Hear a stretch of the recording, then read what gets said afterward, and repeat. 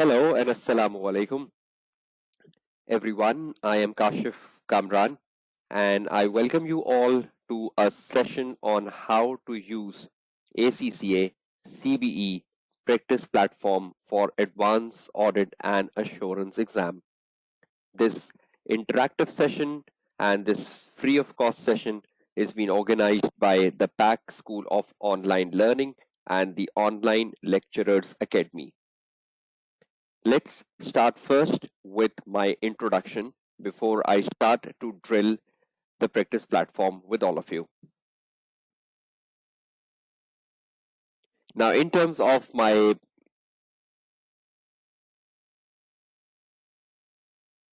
tutor profile, I am Kashif Kamran, a fellow chartered certified accountant. I am a lecturer for online classes at PAC School of Online Learning for Audit and Assurance, Advanced Audit and Assurance, and SPL.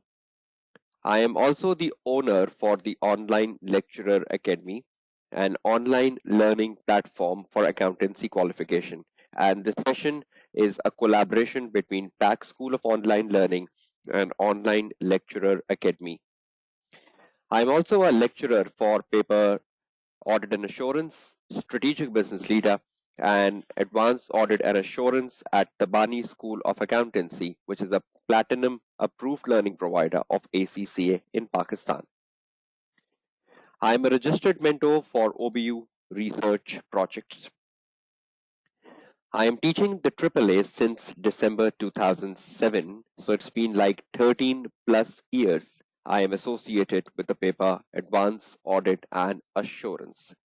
And my pass rates in each and every exam settings are above the AAA global pass rates. Now, with all that introduction and my experience in the Advanced Audit and Assurance paper, I formally welcome you all to this very important session on understanding the computer-based exam practice platform for Advanced Audit and Assurance.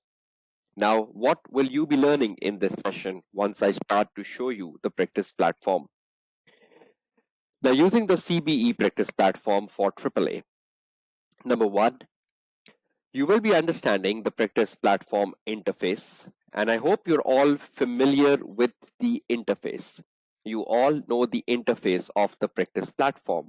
A lot of you might have done their applied skill level exams through computer-based exams, and they're very familiar with the interface of a computer-based exams. And there might be many who are giving the computer-based exams for the first time. But despite the fact, because you have exams coming up on the 7th of September, I hope you've started using the practice platform and you are familiar with the interface of the practice platform. I will be guiding you about that in my session today. Moreover, how to read and plan in a CBE environment. How you read and how you plan in a CBE environment. What sort of things can you do when you're reading and planning in a CBE environment as against a manual environment where you can do some rough workings or you can do the annotations. Because you cannot do the annotations like you do in a manual paper, then what can you do in a CBE environment and how you would go about it? Advantages of giving exams in a CBE environment. Obviously, there are lots of fear factors among students. There are lots of myths, lots of philosophies among the student community about the challenges of giving a computer-based exam, but you need to think about the advantages. Now, for some reason or the other, the computer-based exams have become the necessary evil, and the computer-based exams is the future. Now, you know that you need to be equipped of working in an organizational environment. And I think in the era we are living in, we are all very accustomed to using a laptop. We are all very accustomed to using a Microsoft Office. We are all very accustomed to using a Microsoft Word and the Excel and even the PowerPoint. So I don't find anything strange with these computer-based exams. I think the students who are finding this strange might be the lack of interaction with the laptop or might be the lack of interaction not with the laptop but a lack of interaction with the Microsoft Office. Sooner or later, you need to be equipped with Microsoft Office because that's how you will be ready to face the job world. Now, advantages of giving the CBE exams will be discussed in the session today, as well as I make use of the practice platform. How to use the options of a highlighter. We know there is a highlighter in the computer-based exams. How can you use the highlighter in a good manner? How can you use the scratch pad in an effective manner? And how can you use the strike through options? So I'll be discussing all of these options through an interactive session today. How to use the response options provided. We know that in the AAA exams, there are two response options. One is the word processor, how to use it, and one is a spreadsheet, how to use it. So I will be focusing on the response options given in the computer-based exams. I will be focusing on the options like a highlighter, like a scratch pad, like a strike through option. And I will be discussing over and over again the advantages, how to read and plan, and understanding of the practice platform. So that's all what I have in store for you over the next 2 hours. Let's start on with the journey of looking at the practice platform. Now, I'll be focusing on the practice platform, so I will not be answering any of your questions. But if I ask you a question, you need to respond to me in the chat box. If I ask you something, you need to respond with the answer of that.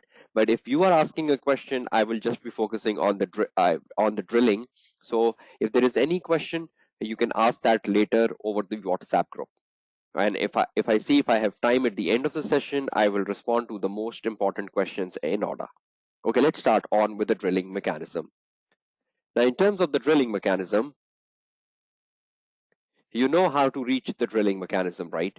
So all of you can see in front of you the ACCA website, right? Can you all hear me?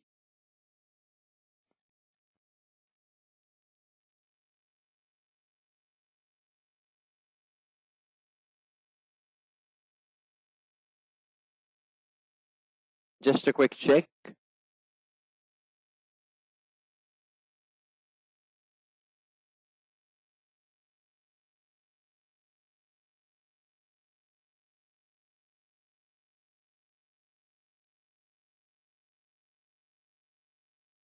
Okay, can you hear me, everyone?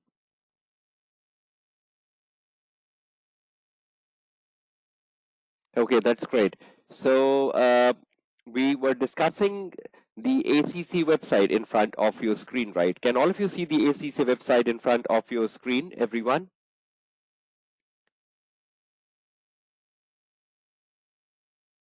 Okay, that's great. Now, when you reach the ACC website and you go to the student, you click on the students, and in the student, you click on the study support resources.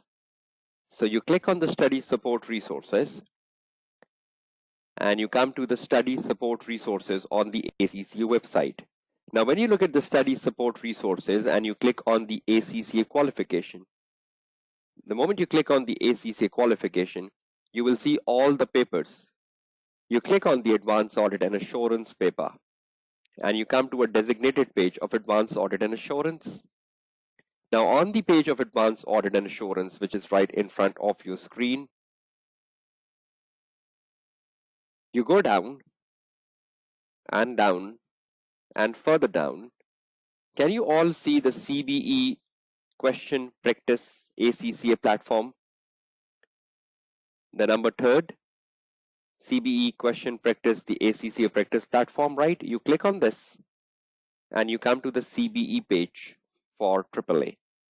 Now, when you come to the CBE page for AAA, you have been given the option as a student right over here, which says use your My ACCA account to log into the practice platform. So you have to use your My ACCA account to log into the practice platform. So the moment you click on this, the ACCA will ask you your login, and you will provide your details to log into the practice platform as a student. So that's how you reach the practice platform, right? Now, on the other way around, you can see that ACCA has provided you with the specimen exams to practice. ACCA has provided you the practice exams to practice on the platform, so you can make yourself an expert before you enter the actual computer-based exams. Now, ACCA has provided you with, I think, 2 specimen exams and 4 actual exams, something like that, for you to practice out. I will first choose the variant of the exams. So in terms of the variant, we are choosing the international variant. So the moment I choose the international variant, I can see the ACCA has provided 1 specimen exam for you to practice, and they've given you 3 actual exams to practice. So the one I am choosing for the session today is the September 2018. That is the practice exam 3. I'll click on this practice exam 3, and the moment I click on it, I can see the CBE practice platform screen open in front of my laptop. Can all of you see this practice platform screen with the ACCA logo on it? Okay, that's great. Now, this is just the introduction, and it tells you about the basic rules and regulations, which all of you must read very carefully, and all of you must be familiar with these rules and regulations, because these are the same rules and regulations which you will be looking for in the live computer-based exams.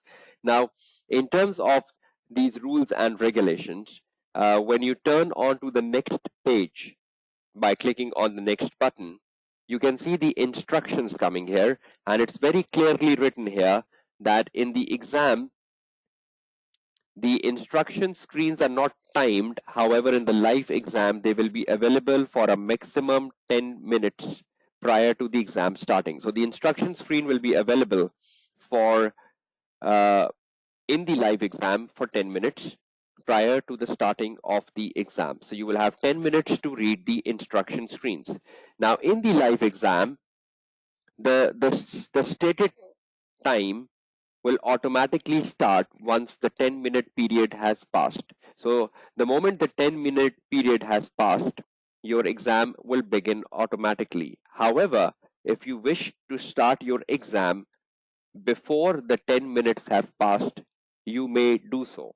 So if you believe you know the instructions and you have read these instructions multiple times, you're very familiar with these instructions, you can just skip the instructions and you can start with your exams even before the 10 minutes time has passed away. So it's totally up to you. And I believe when you enter for the actual CBE exams, all of you must be familiar with instructions.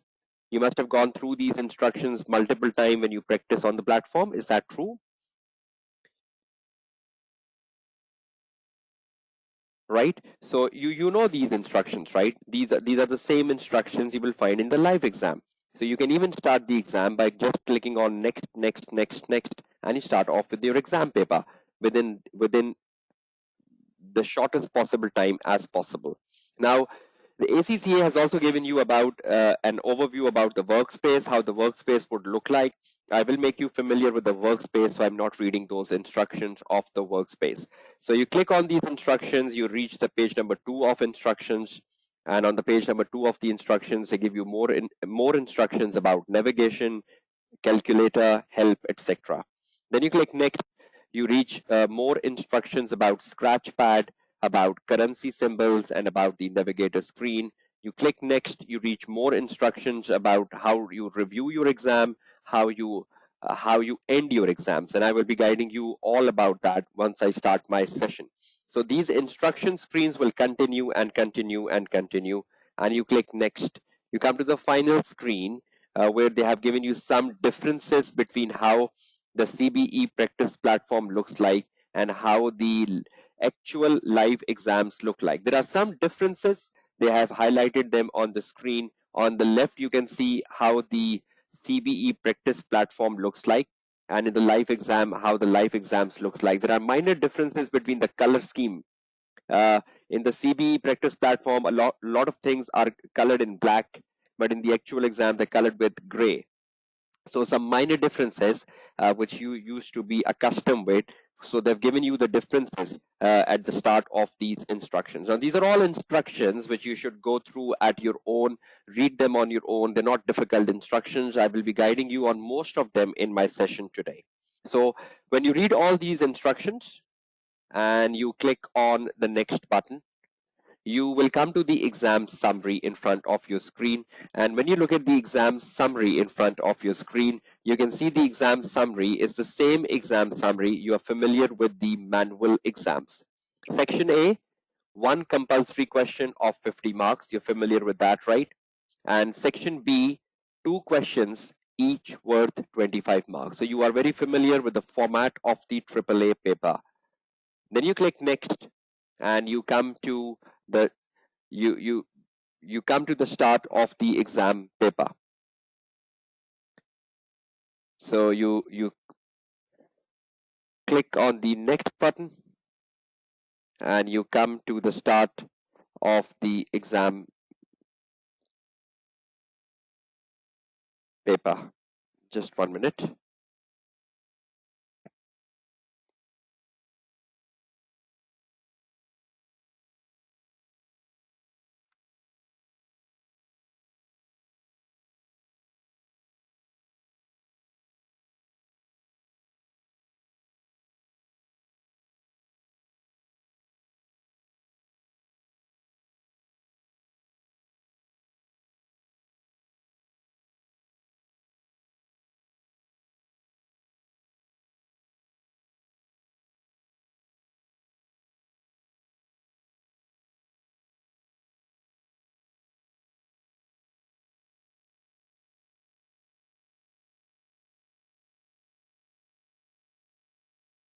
Okay, just 1 minute. There's some hanging of this CBE practice platform. It normally happens, right? It's something very common with these practice platforms when you're working from home. They keep hanging at certain point in time, so nothing to worry about. Now, when you read these instructions, you come on to the next page and it's tell you that section A is worth 50 marks, and you click next, and you come with the start of the exam paper. Now, all of you can see on your screen the exam paper, which is the start of things now. And this is the workspace now, right? Now, just be very familiar with how things are working. Now, you can see right over here, I'm highlighting this. You can see this blue area I highlighted on your screen. This is basically the overview of things. This is basically the introduction. So the moment you see your exam screen, you need to read this paragraph very carefully so you actually know what is happening in this scenario. Now, just to make you clear and just to make you familiar with this, you can see right over here that it gives you a lot of information about the introduction.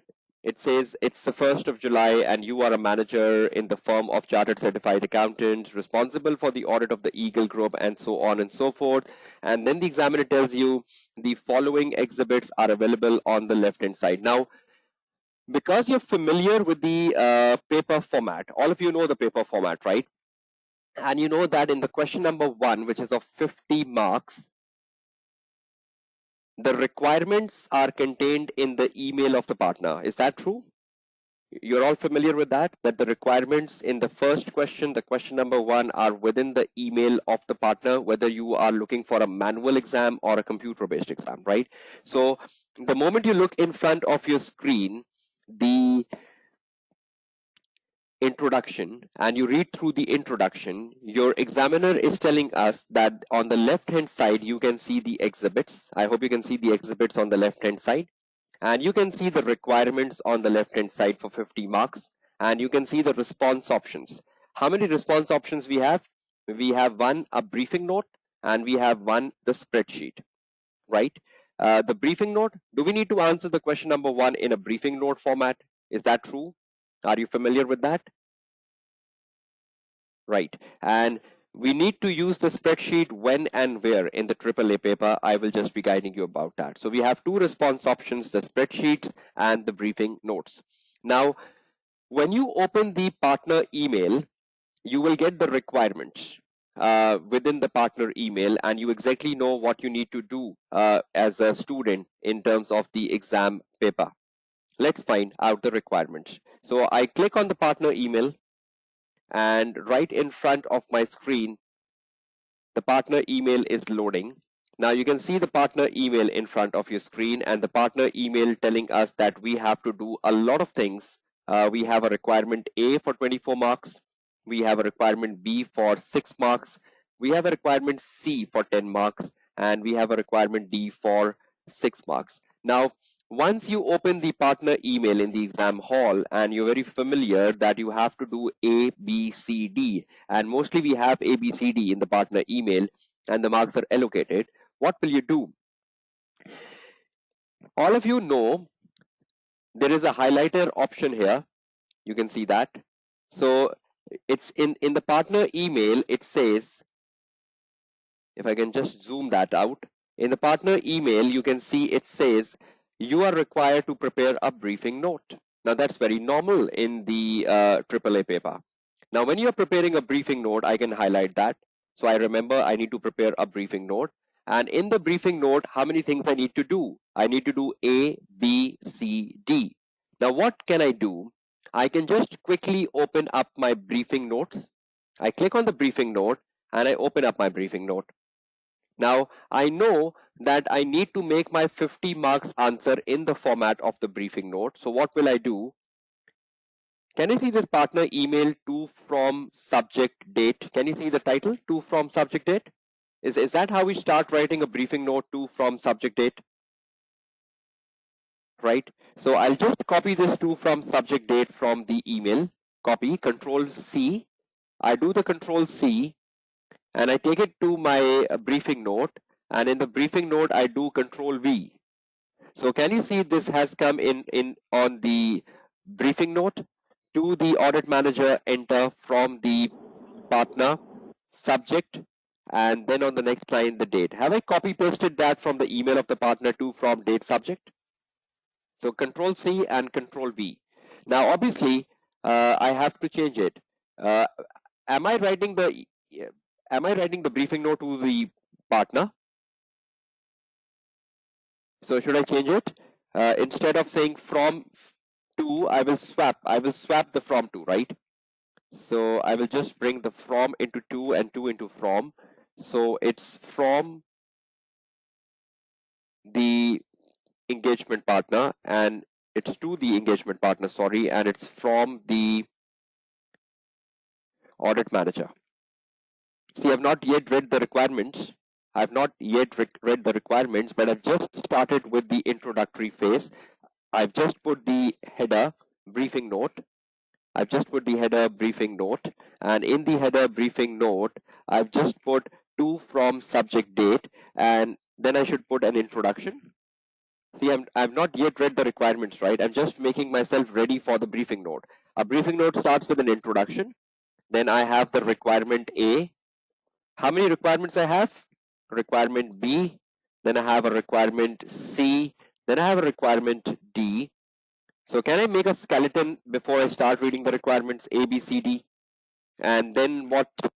Should I give a conclusion? Yes, I should give a conclusion at the end of the briefing note. So have I made my structure ready?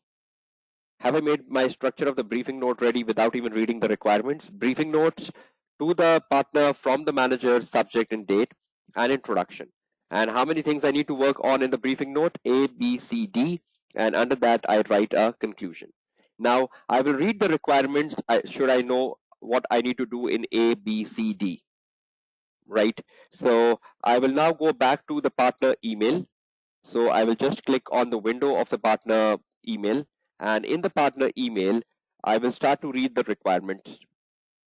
The first requirement, if you see in front of your screen, the first requirement says, evaluate the audit risk. So should I be evaluating the audit risk? Number one, should I make a highlighter on that? Yellow. To be considered in the planning of the group audit.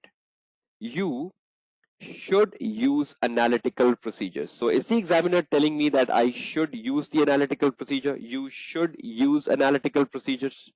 So is that the second requirement? evaluate the audit risk, you should use the analytical procedure,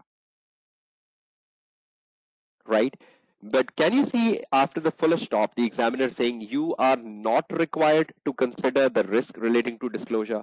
You are not required to consider the audit risk relating to disclosure. So will I consider any audit risk relating to disclosures? Any disclosures? Suppose there is an audit risk relating to a disclosure of a related party. Will I be considering that as part of my 24 marks answer? So am I required to consider the audit risk relating to disclosure? So should I cross through this? Can you see the strike through option? So I'll simply press the strike through button and it will become strike through. So for 24 marks, how many things I need to do? I need to evaluate the audit risk and I need to use the analytical procedure. So I'll copy audit risk from here, Control C, and in my briefing note for A, I will put audit risk slash what else I need to do for the A part. Use analytical procedure. So should I be using the analytical procedure for the A part for 24? So I'll copy the analytical procedures and I paste the analytical procedures. See, copy paste is such an easy thing you can do in a computer based exam. Undo and redo. Undo and redo is such a good command. You can undo things, you can redo things. You can say Control C and Control V. Control C and Control V is such an easy thing. Can you copy paste between things in exams? Can you copy things from the requirements to your briefing note? Can you copy things from the scratch pad to the briefing note? Right? That is so easy things, right? Okay, so for the requirement A, I need to evaluate the audit risk and I should be using the analytical procedure. So have I put that in my briefing note? Number A, audit risk and analytical procedure, so I know what exactly is to be done in the A requirement.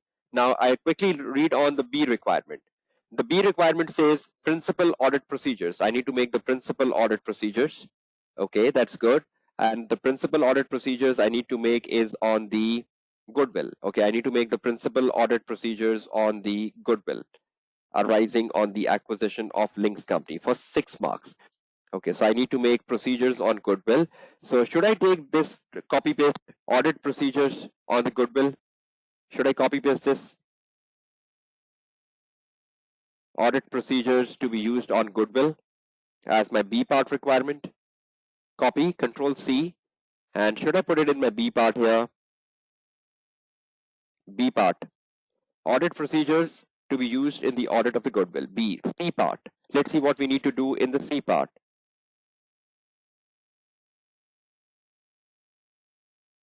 In the C part, we need to evaluate the extracts of the audit strategy prepared by Wiltshire Associate. So do we need to evaluate the extracts of the audit strategy prepared by Wiltshire Associate in the third part? So is that the requirement C? I copy paste the requirement C, Control C. I bring it on my briefing note and I paste for C. See, my briefing note is becoming ready. Then in the next part, the D requirement. What I need to do in the D requirement? In the D requirement, I need to consider the ethical and professional implications of the request. Ethical and professional implications of the request, that's number 1. And in the D part, I also need to consider further actions. So should I be focusing on the ethical and professional implications in the D part? So should I copy this, ethical and professional implications of the request from here?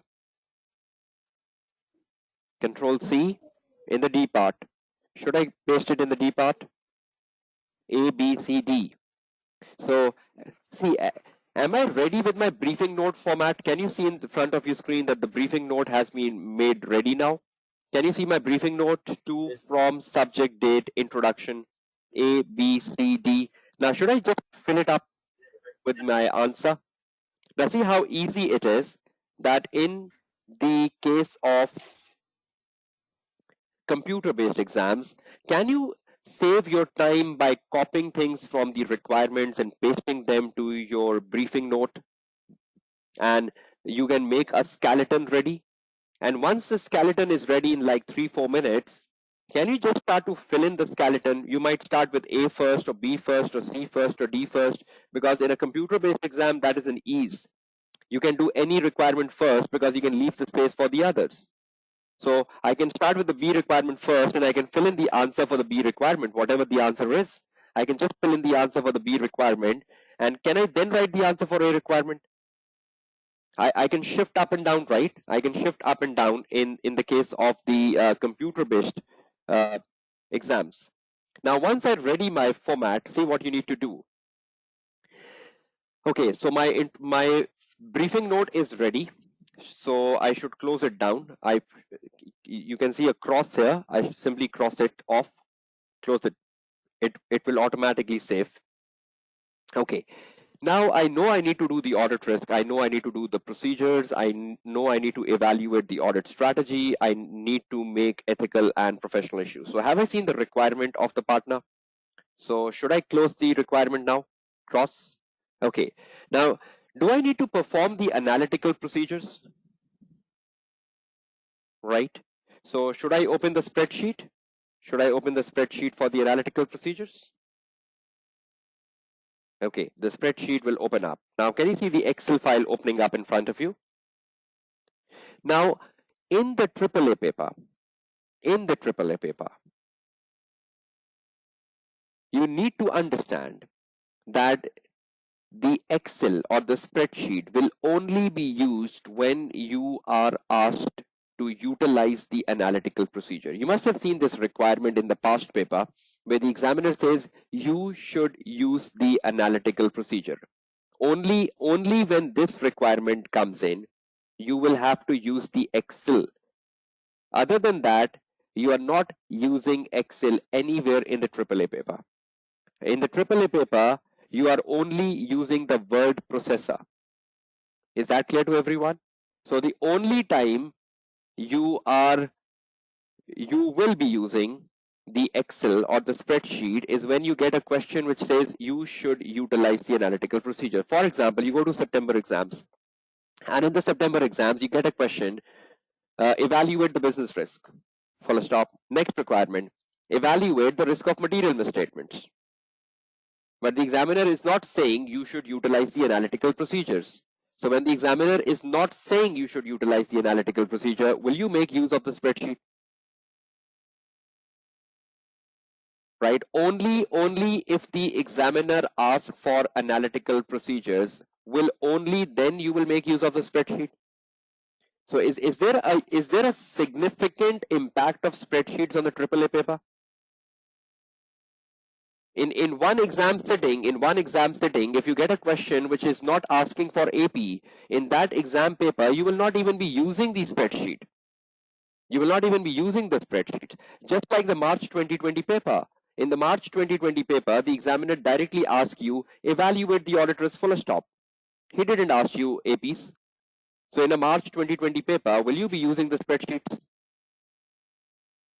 But in the September 2018 paper, which is right in front of you, is the examiner asking you to utilize the analytical procedure? The one we have in front of the screen? So will we be using the spreadsheet? And that is the reason I choose this paper, right? Because I want to show you how you make use of the spreadsheet. So should I tell you how you make use of the spreadsheet? Now for the materiality calculation, which is very common in AAA, is materiality calculation very common in the 100 marks paper? That materiality calculation should be done on the calculator as you normally do. You use calculators normally, right, for materiality, and you just calculate things and you put the answer, right? So same way you do that in the computer-based exams. Are you allowed to use the calculator, your own calculator in a computer-based exams? Yes. Are you allowed to use it even in the remote invigilation? Yes. You need to show your proctor that I'm using my own calculator, and the proctor will be happy with that. ACCA says that you can use your own calculator in a remote invigilated exams. You just need to show the proctor that you're using the calculator, right? So you need to show the proctor your table. You will show proctor your table with the camera, right? Obviously, you will show proctor the room with your camera, the room where you're sitting and giving exams. So the proctor will view the room, the proctor will view the table, and the proctor will be very comfortable with your table and room, and you need to show proctor that the only thing on my table is the calculator. So can there be a calculator on your table in a remote invigilated exams?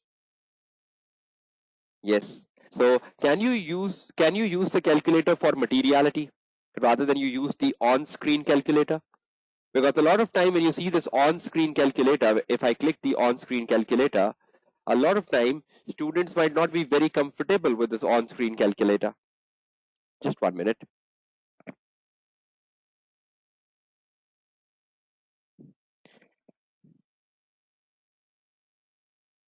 If you see this on-screen calculator, which I just clicked up, a lot of time the students might not be very comfortable with this on-screen calculator, right? So even though this calculator has an option, you can convert this calculator from a scientific calculator to a standard calculator, and the standard calculator looks better, like a very simple calculator you need for a AAA paper. Do you need a scientific calculator for a AAA paper? No, because you're just determining the materiality. But if you are not comfortable with the on-screen calculator, can you use your own calculator? Is it permissible? So should you be worried about using the on-screen calculator in a AAA paper? And if any one of you is comfortable with using the on-screen calculator, you can use it. So that's just totally up to you. So to me, calculator is not something important for the AAA paper. You can have your own calculator. So I'm simply crossing it off. So the calculator goes off the screen. Okay, now what we were doing, we need to do the analytical procedures, right? And you know how many marks we have for analytical procedures in the AAA paper when the examiner asks for it? We have 5 marks for it, right? So 5 marks means we need to calculate the 5 ratios, and then we need to do the commentary on the 5 ratios, right? So to calculate the 5 ratios, should I make use of the spreadsheet? So I'll open the spreadsheet, which is right in front of you now, and I'll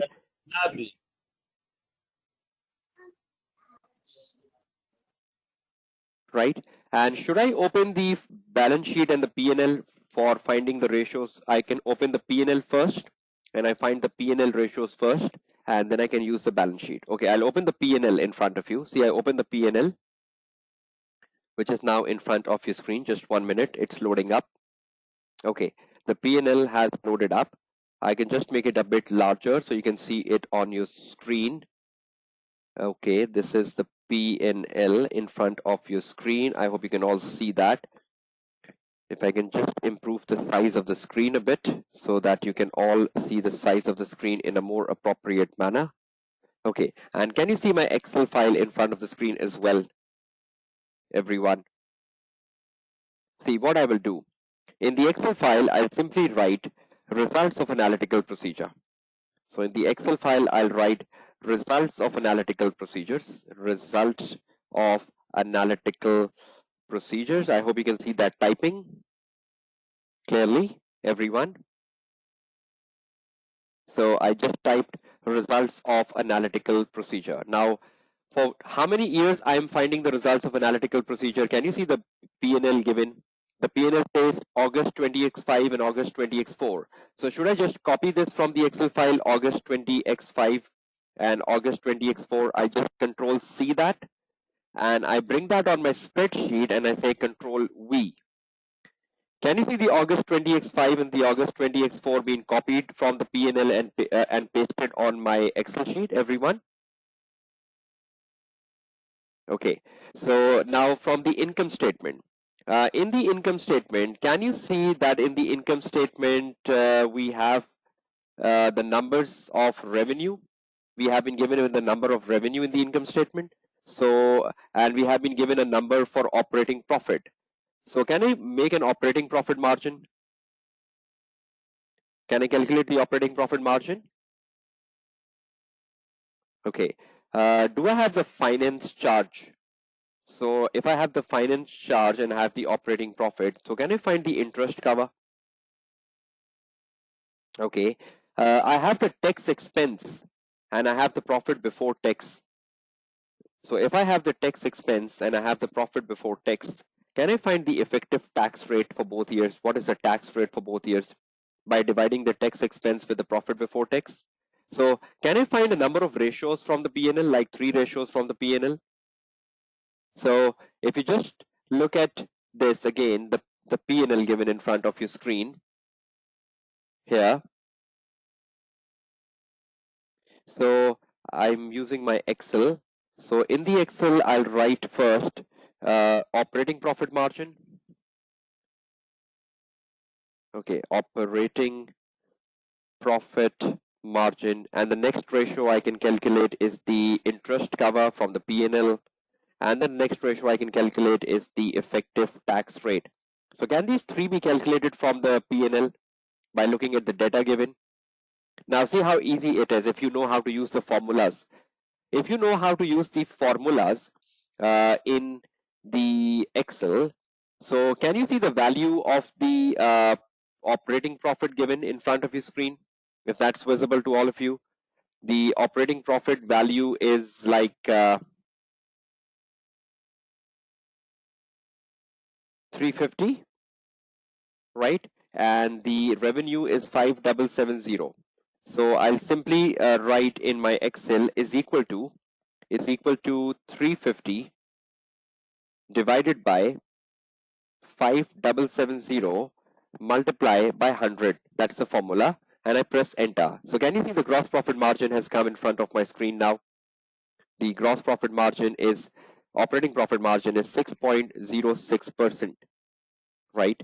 Now, should I fill the operating profit margin for the next year, which is the year 20x4?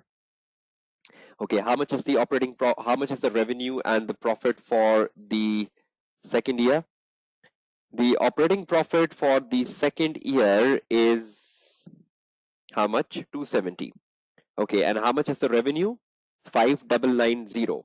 So should I divide 270 with 5990? So I'll say is equal to, I'll take on my Excel file and I'll say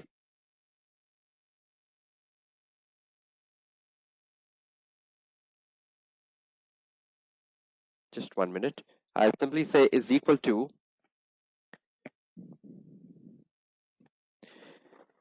270 divided by 5990 into 100. And I find the answer 4.5075. So that becomes the operating profit margin for both years. Interest cover. Now for the interest cover, can you see I have been given with the finance charge in front of your screen, the finance charge. So should I divide the operating profit with the finance charge? The operating profit divided by the finance charge to find the interest cover, right? So how much is the operating profit? 350. So I'll take the operating profit 350, and how much is the finance charge? The finance charge is like 28. The finance charge is 28. So that's 350 divided by 28. So it's equal to 350 divided by 28. So how much is the interest cover? 12.5 times.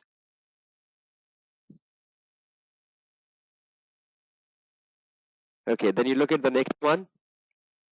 Okay, how much is the operating profit in the last year? 270. And how much is the finance cost in the last year? 30. So that's 270 divided by 30 in the next year. So in the next year, we have is equal to 270 divided by 30. So how much is the interest cover in the last year? In the last year, the interest cover is coming to 9. Okay, so can I find the effective tax rate just to show you the last practice? Now, in terms of the effective tax rate, can you see the tax expense given in the P&L? The tax expense is like 64. And can you see the profit before tax? 322, right? So 64 divided by 322 will be the effective tax rate. So is equal to 64. You can keep the screen parallel, right? You can keep the P&L and the spreadsheet parallel to one another so that you can just write the right number. So I can see is equal to 64 on the screen divided by 322 multiplied by 100. So I find the effective tax rate 19.87. Okay, in the last year, my tax expense is 60 and my profit is 240. So 60 divided by 240. So I'll bring my Excel sheet again on the top, and in the Excel sheet, it's 60 divided by 240. 60 divided by 240. So I'll write is equal to 60 divided by 240 into 100.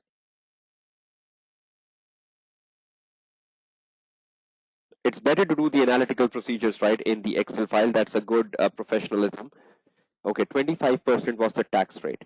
So can you see in front of your screen that the ratios have been calculated from the P&L? Results of analytical procedure have come in the spreadsheet: operating profit margin, interest cover, and the effective tax rate. And in the same way, you can calculate them for the balance sheet. Now, once you've done with the P&L, you will close the P&L, you will cross the P&L, and you can open up the balance sheet, so you can find the ratios from the balance sheet. So see, I'm opening the group balance sheet now. The group balance sheet will come right in front of you now. Okay, can you see the group balance sheet opened in front of you now? And in the group balance sheet, can you see in the group balance sheet, the examiner has given us the number for current assets? Can you see the current asset in front of your screen? Okay, and if you go down, can you see the examiner has given us a current liability as well? So we can make use of the current ratio and so on and so forth. So from the balance sheet, ideally, you can make use of the current ratio if possible, which is possible in this case. So you find the current ratio, and the next thing you find out from here is the gearing ratio, because gearing ratio is also possible, right? Now, once you make the table in the Excel, which you can see right in front, you can complete this yourself. Once you make this table of 5 in the Excel, will you close your Excel now and start to do the commentary on the Word file? So should I close my Excel after I make a table of 5? You can complete the table of 5. Is everyone getting this perspective?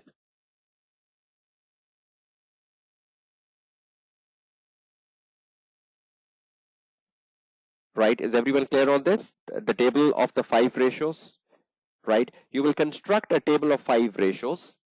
And once you've constructed a table of 5 ratios in the Excel, you will simply close the Excel file and it will automatically save.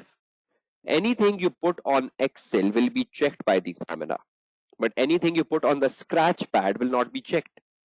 If you put anything on the scratch pad, it will not be checked.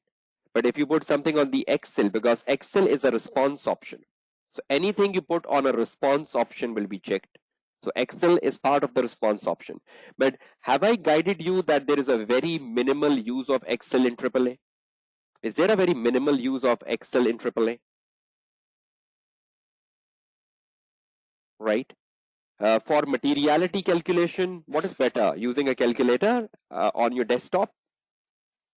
Is that better? Because you're more accustomed to that, using your own calculator, right? And for a question like this we are attempting, which is September 2018 question, where the examiner is asking you utilize the analytical procedure, only then will you make use of an Excel. Have I made you clear on that? Only then will you be making use of the Excel sheet if the examiner asks you use the analytical procedures, right? Okay, so you close the Excel sheet and you close your balance sheet. Now you come back to your briefing notes, and in your briefing note, just 1 minute, in your briefing note,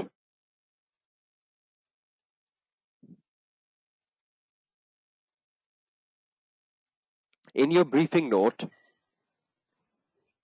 when you open the briefing note, which is now right in front of your screen, under the introduction, you have your audit risk analytical procedures. So under the audit risk analytical procedure, should I first tell examiner results of analytical procedures? Results of analytical procedures.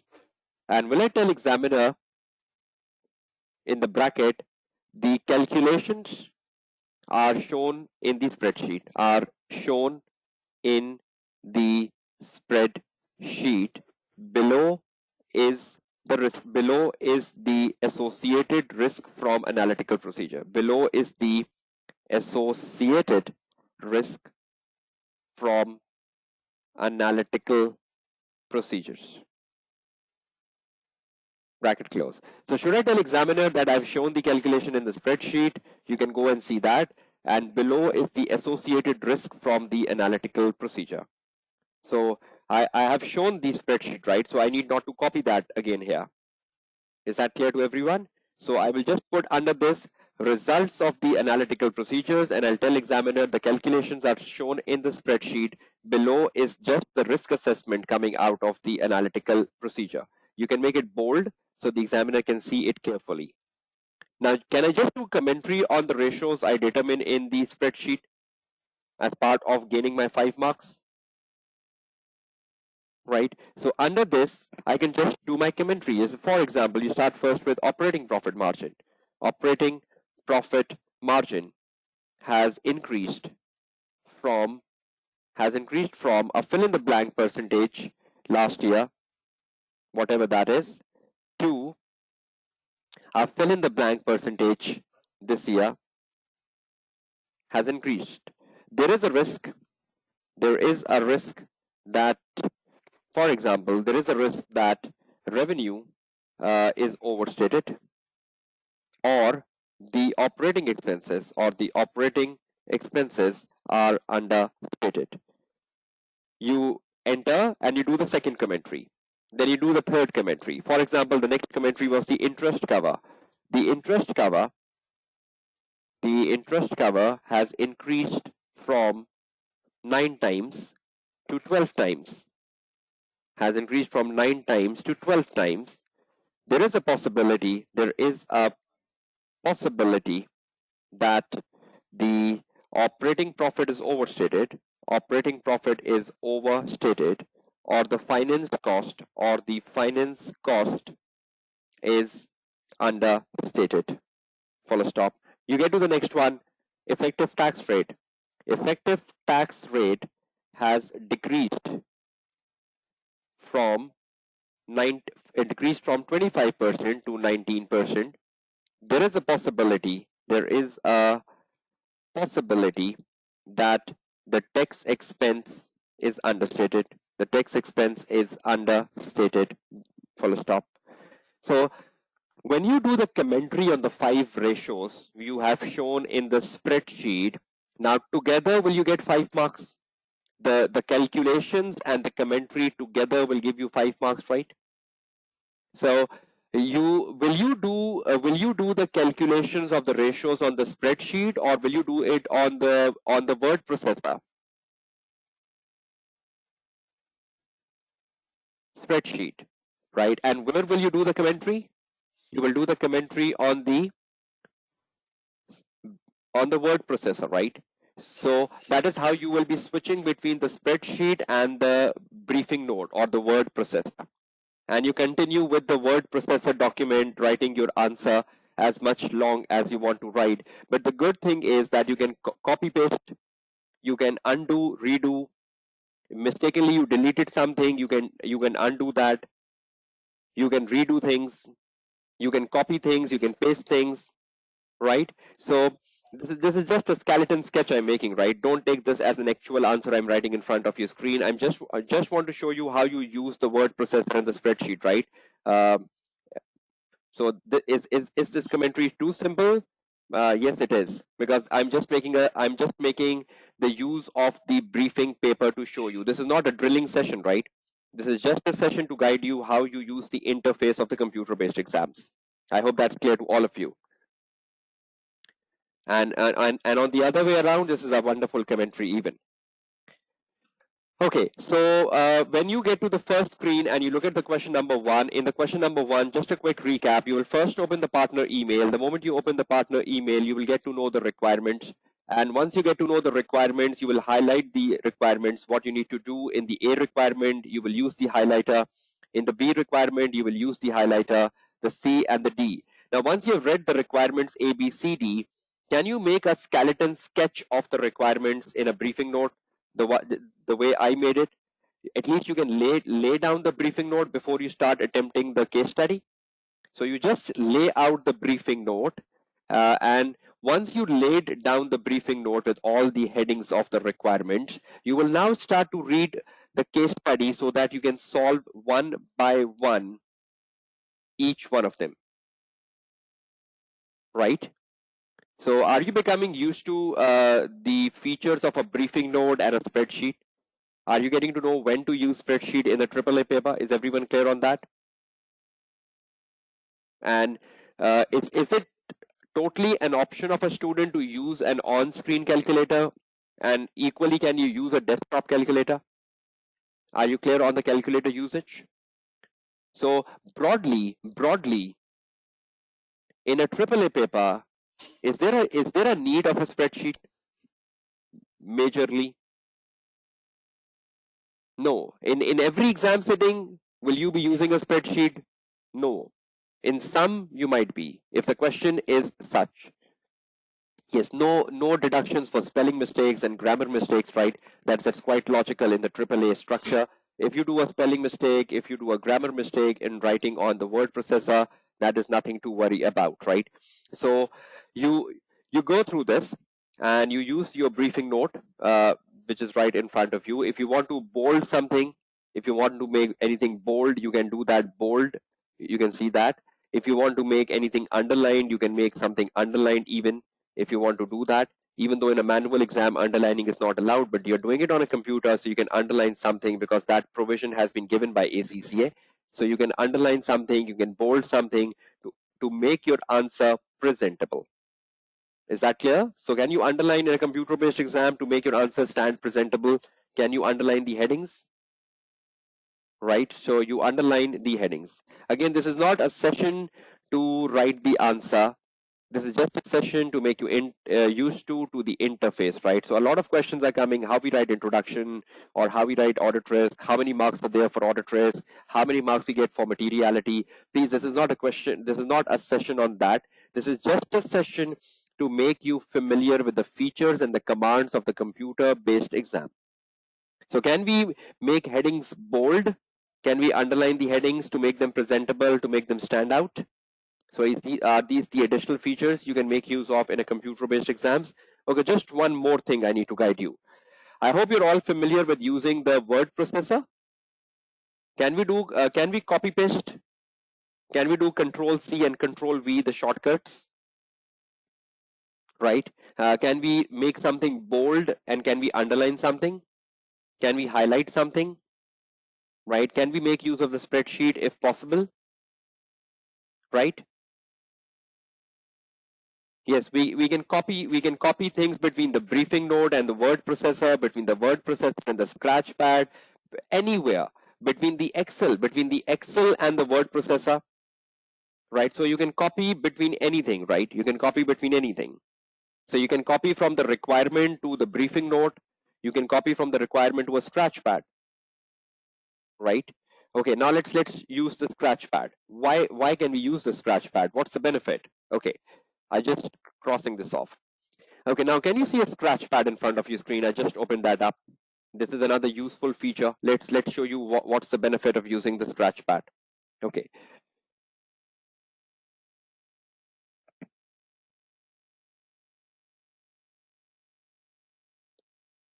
Right. So when you look at the scratch pad, it's just a rough pad. You can use it for rough working. Anything you put on the scratch pad, will it be marked?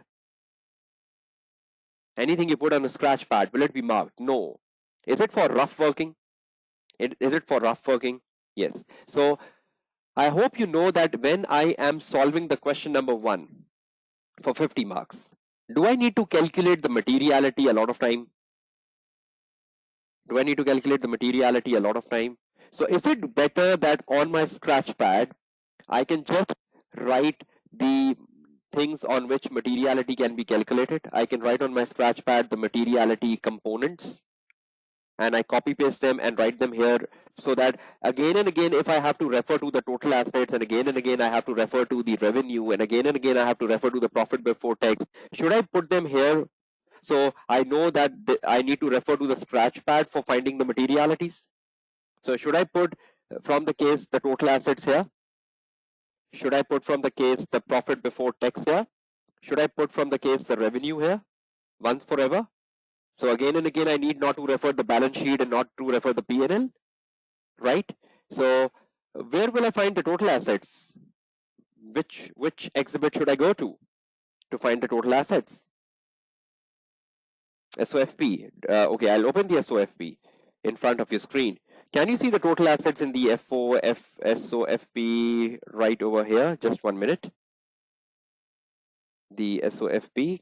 Okay, can you see the total assets here? If I can just reduce the screen, reduce the font size. Okay, can you see the total assets of the current year? How much is the total assets of the current year? 3492. So can I just copy the total assets 3492 from here? Control C. And should I paste it on the scratch pad? Total assets 3492. See, I just pasted that 3492. Dollar millions, dollar million. Okay, now what else I need? Do I need the profit and the revenue number? So should I copy the profit and revenue number from the P&L? So from the P&L, should I copy the profit and the revenue number? Okay, what is the current year revenue? The current year revenue is 5770. So should I copy this revenue from here? Control C and Control V on the scratch pad. Revenue. So I just copy the revenue. How much is the revenue? 5770. So I copy the revenue from here, 5770, again, dollar million. You can even remember that, nothing to copy that as well. And can I see the profit before tax? The profit before tax of this company is $322 million. So I can just copy the profit before tax from here, $322 million. And I can take it on my scratch pad and I paste it here, $322 million. Now, are these the three numbers which I will be using a lot of time to determine my materiality? So again and again, can I make use of the scratch pad to see these numbers? So at least can I save these numbers on my scratch pad materiality components? So if I need to know the total assets, so again and again, do I need to go to the balance sheet or can I go to my scratch pad?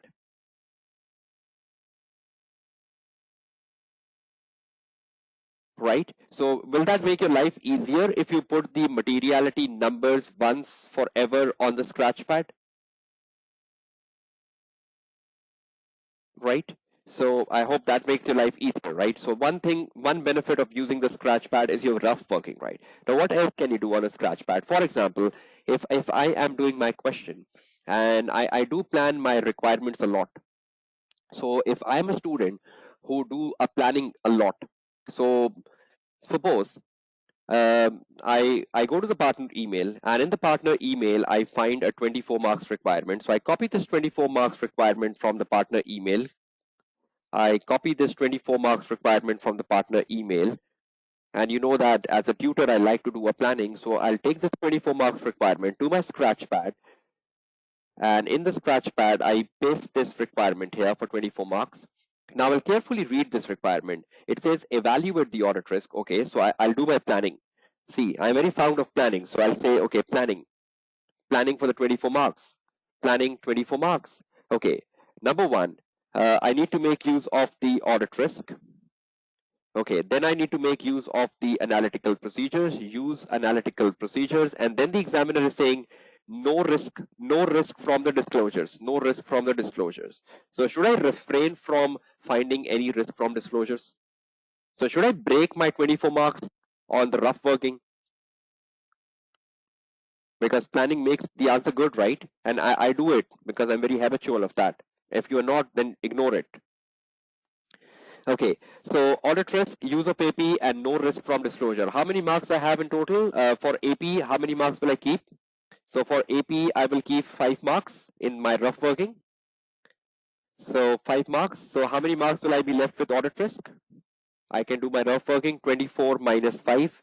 So I'm left with 19 marks. So how many marks I should spend on audit risk? 19 marks. Now I know in 19 marks there might be some risk with 3 marks, some risk with 3 marks, and in the 19 marks there might be some risk with 2 marks, right?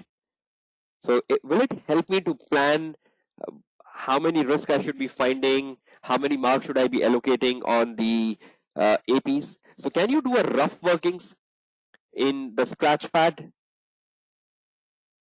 So what is the benefit of scratch pad? Anything you want to retain for rough workings? Anything you want to use again and again, like materialities? Can you just dump them on the scratch pad? But again, anything you put on a scratch pad, will it be checked? No, But can it be used for your own benefit? Can it be used for your own planning? Can it be used for your own comfort? And every student vary in planning. Even when you are giving a manual exams, even when you're giving a manual exams, a lot of time student do a lot of annotations, and some student don't. So is planning a factor which vary from a student to student? Is planning a factor which vary from a student to student? So some might make use of a scratch pad a lot, and some might not. But do you understand the purpose of scratch pad? Is that clear to everyone? Do you understand the purpose of a highlighter, the strike through? Do you understand the purpose of a spreadsheet in a spreadsheet in a AAA paper? And do you understand the commands of Control C and Control V? Right? So you can make things better in a CBE environment provided you do a lot of practice. You have so many days before exams. Every day, if you spend like 1 to 2 hours on the practice platform and you practice, will you become more efficient in controlling the briefing notes and in controlling the spreadsheets? Will you become more efficient in using the highlighters? Will you become more efficient in using the scratch pads? On the very first day, you might struggle. Second day, third day, seventh day, 10th day.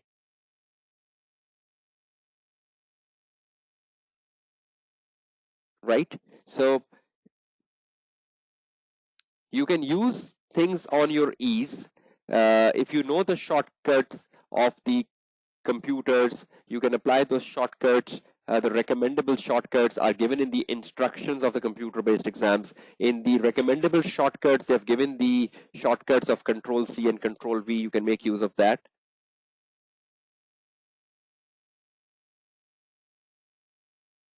Right? So that is it. Just few last things. So this is the first question. Many exhibits you need to read through. You can open all exhibits together if you want to. As many exhibits, as many windows you want to keep in front of your screen. You can keep your screen neat and clean by opening one window at a time. You can open multiple windows at a time. That's totally up to you. Vary from a student to student. Uh, if you ask me as a tutor, I might just keep 2 to 3 windows maximum. I might keep a window of an exhibit in front of me.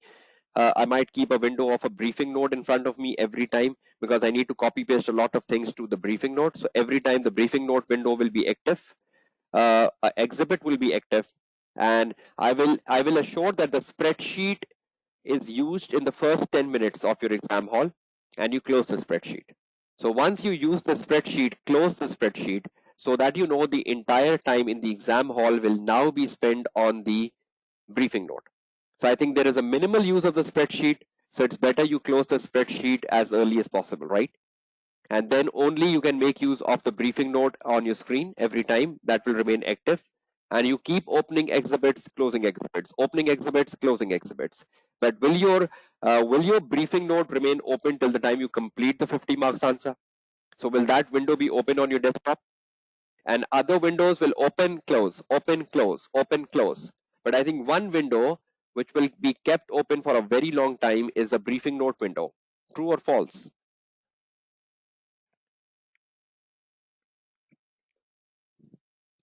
Right. So is the response options difficult in AAA? If I can just 1 minute, if I can do one thing good for you.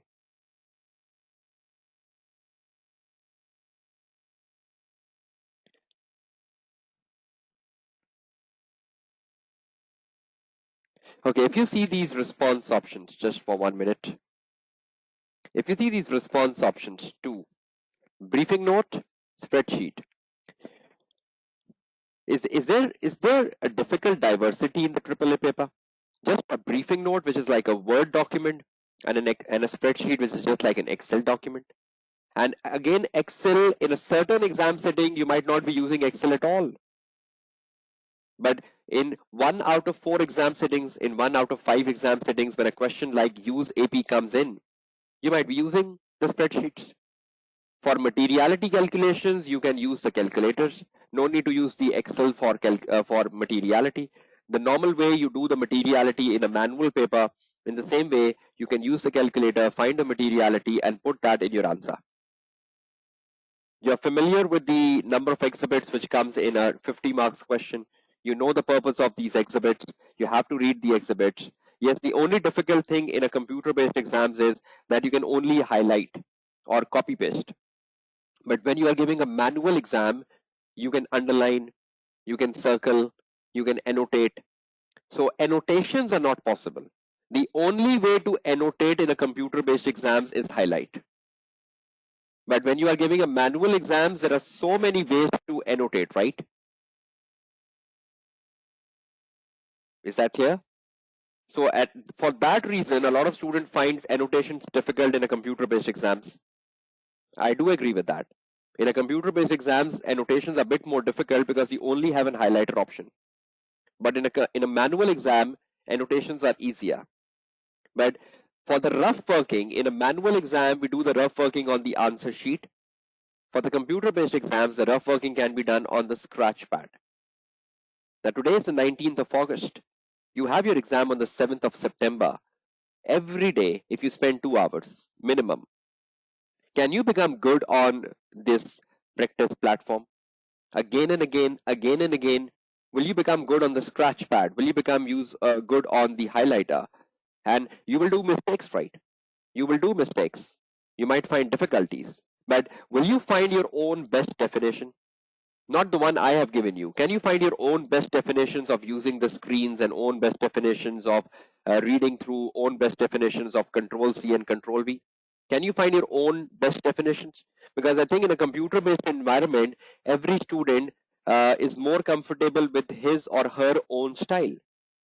And you will find your own style over the next 10, 12 days. So my purpose was not to give you a style, right? My purpose was just to give you an understanding of the interface which you need to become used to when you are giving a computer-based exams.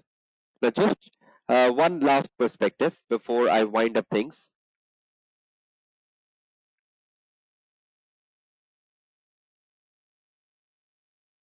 Okay, just one last perspective, and I can take some of your Q&As.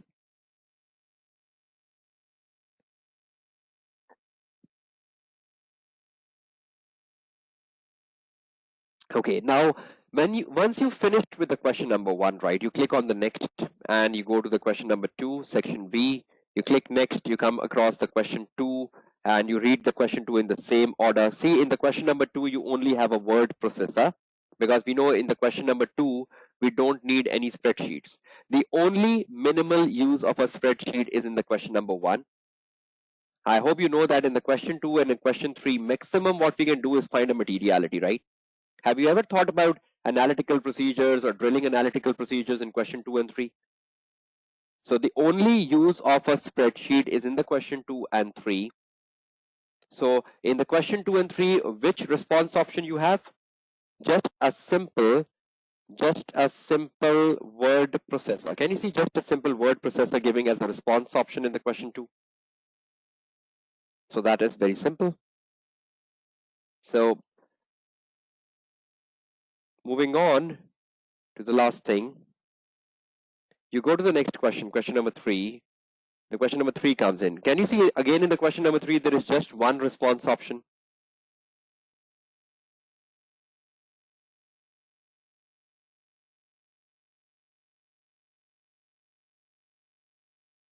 Right? So you finish off the question 1, 2, 3.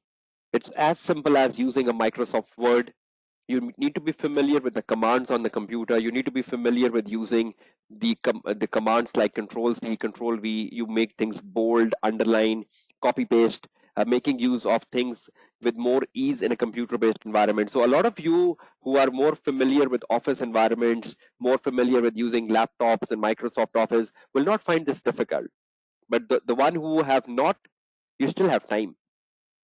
And once you finish your 3 questions and you click on next, it will take you to a review screen. This is known as the review screen, right?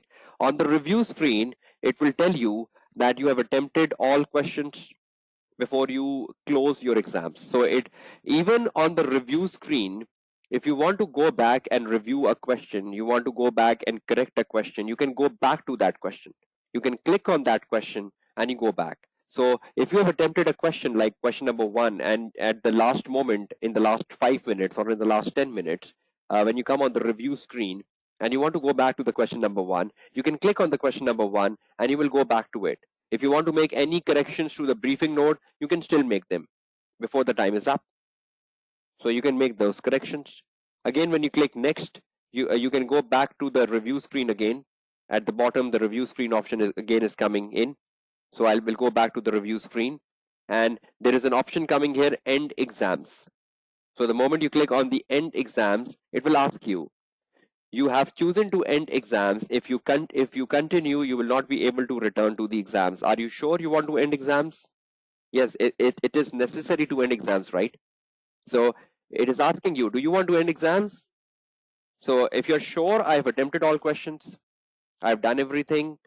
So the computer is asking you, do you want to end exams? And you say yes. So you end exams. Are you sure you want to end exams? Yes. And the exams end. So I believe there is no difficulty when you look at the computer-based platform for AAA, because it's just about using the highlighter, about a scratch pad, about a strike through. Have I made you clear on these options throughout my session today?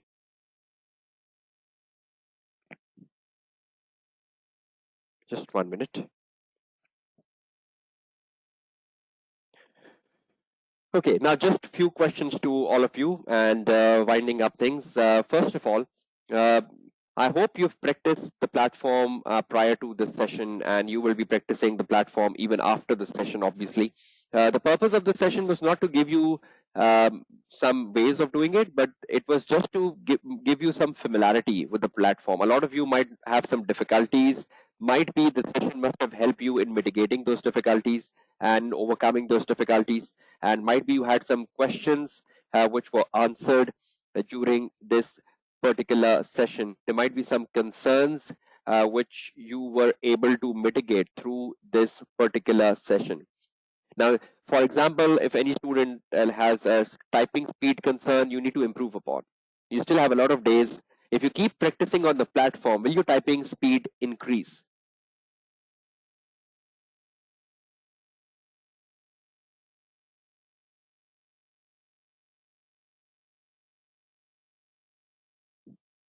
Yes, exactly. Muhammad Amir Iqbal, if the time is up, your exam will automatically end. But if you are finishing, if you want to end your exam like 3-4 minutes before, then you have to click on end exams. But if the time is up, then time is up, right? So it's totally up to you, Umar Mukhtar. If you are done 3-4 minutes before, you can end exams. If you are just on the verge of time, you can leave it to the end of the time, and it will automatically end, right?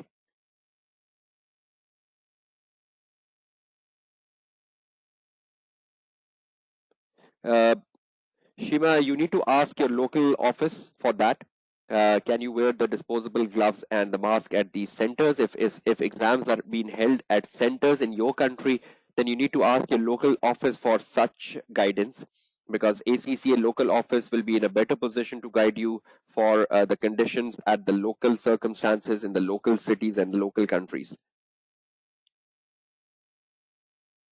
Sayed Hashmi, there is no length of how many word pages will you write, because it's just a word processor document.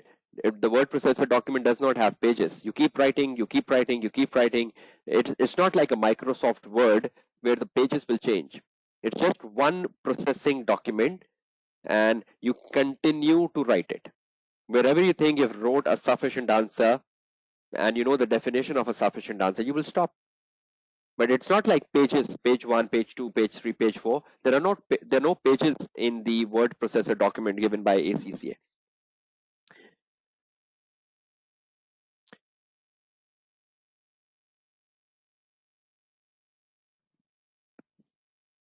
Yes, you need to log into your ACCA portal.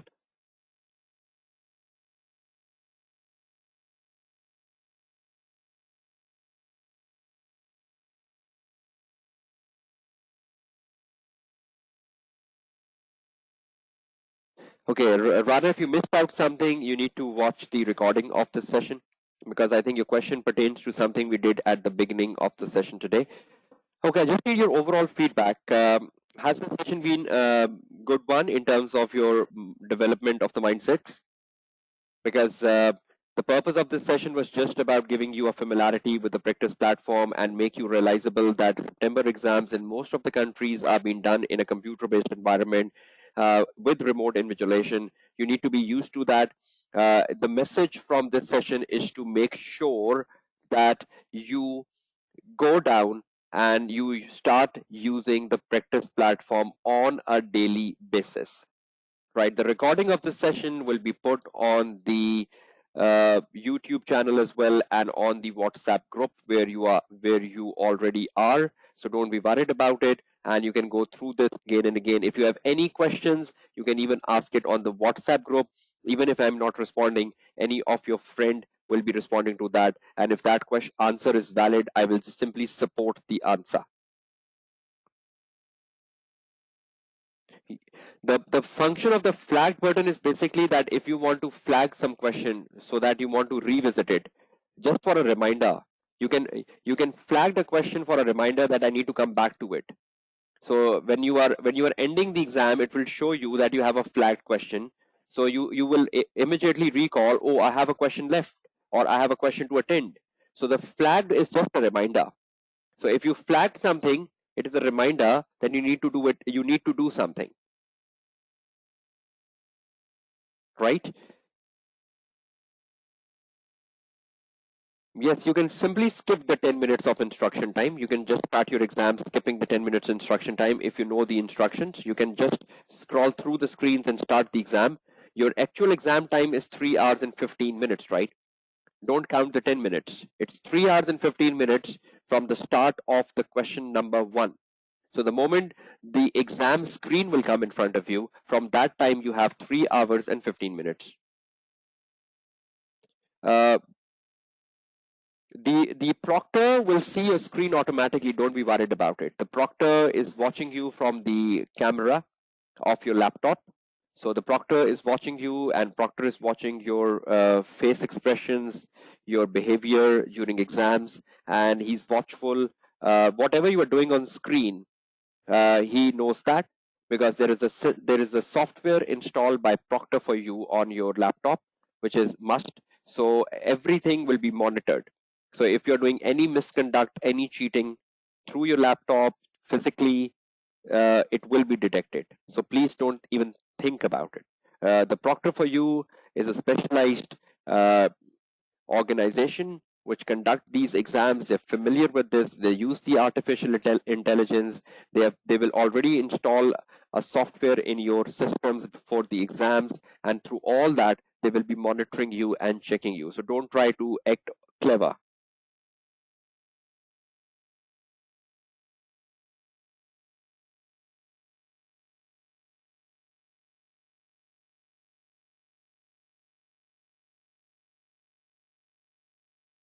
Okay, then that is it for the session today. Thank you so very much for joining the sessions. If any question was being asked and has been left unattended, uh, please do raise that on the WhatsApp group. Can you ignore the dollar signs? Yes, you can. If you are in a hurry in an exam paper, you can ignore the dollar signs, but at least not at all places. At some of the places, please do use the dollar sign.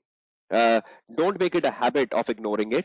But if you forget to use the dollar signs at like 2-3 places, that's perfectly fine. Okay, the recording will be available. You can watch again for something you missed out. I hope I have tried to go as detailed as possible just to make you familiar with the word processing options, with the spreadsheet options, with the highlighters, the strike throughs, the calculators, how you copy paste things between the Excel and the word processor, and so on and so forth. I hope these things must have made your mindset about how to go down with things, right? Okay, all of you have a nice day ahead. Stay safe, prepare yourself effectively for the exams coming up in September. And that is it for the session today. Goodbye and Allah Hafiz, all of you.